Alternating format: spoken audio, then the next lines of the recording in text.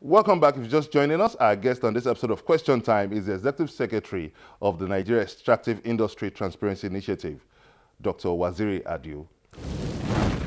Now, let's come back to your audit report of 2013 in the solid mineral sector. You published a report of 33.9 billion naira for the revenue of that year. Would you see that as an optimal revenue in terms of capacity in which the sector could generate? Is that an optimal revenue?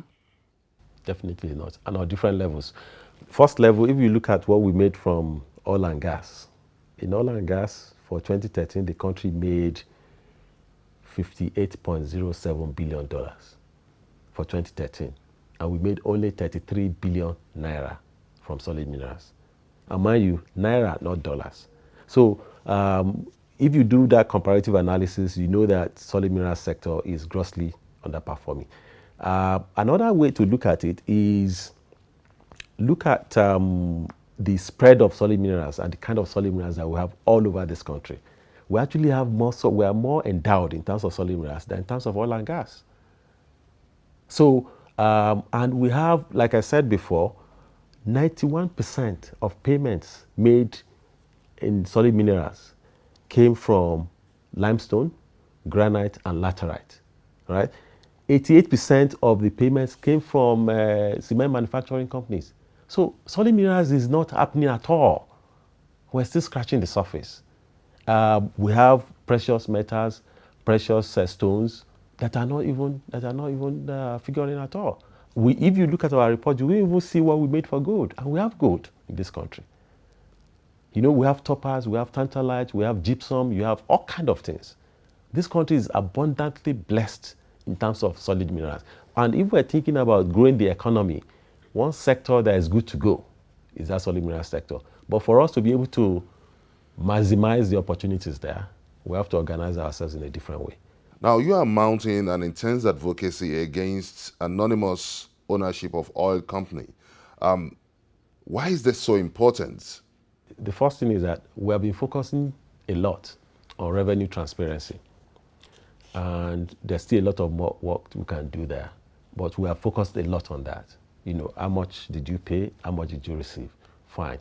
The next level of work is ownership transparency. We need to know who owns what. So it's not enough to just know who paid what and who received what. But we also need to know who owns what for a number of reasons. The first reason is that you need to know whether the people who are said to be the owners are the real owners, and whether government officials and politicians have not abused their position in a corrupt way, in a way that will amount to conflict of interest. So you need to know that. The second reason why you need to know the real owners is that some of these companies are also owned by companies that are registered offshore.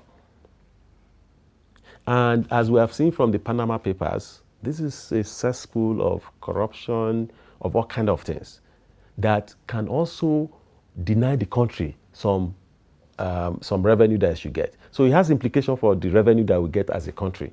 The other level is that when you don't know who owns what, people can use that for the purposes of money laundering. They can use that for the purposes of drug dealing. They can use that for the purposes of terrorism financing. You want to be able to get beyond the front. And you want to be able to get beyond, okay, this company is owned by X company. No. Who actually benefits from this? Who controls the operation of this company, of this company? So that's where we need to get to. As part of our commitment to EITI, all EITI countries, implementing countries, should start implementing this by 2020. Let's come to your published 2013 report on the extractive industries. What are your major findings? Yeah, we found out so many things, but I will just give you a few highlights. One of the things that we found out was that some government agencies held on to some money that they shouldn't have held on to. And in that category, we had $3.8 billion and 358 billion naira by NNPC and its subsidiaries. Now, let's get this clear. You mentioned $3.8 billion and a 358 billion naira. Where are all these leakages and unremitted funds coming from? The first part is that NLNG made payments for dividends for 2013 to NNPC, and NNPC admitted receiving the payments. They made payment of $1.29 billion for that year. Also, some federation assets were valued at $1.8 billion.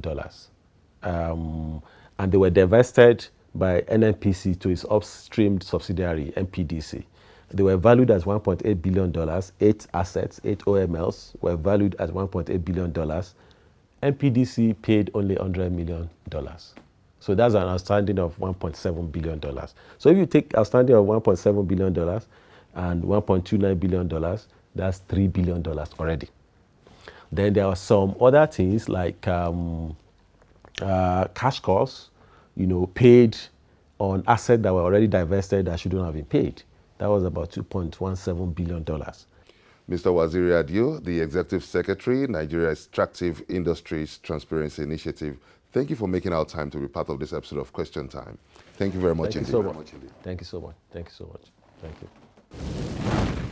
And that's it on this episode of Question Time. You may also send us your comments on our various social media platforms showing on your screen. Join us next week on another exciting episode of the show on Channels Television. Many thanks for watching. I'm Benga Ashuru saying goodbye.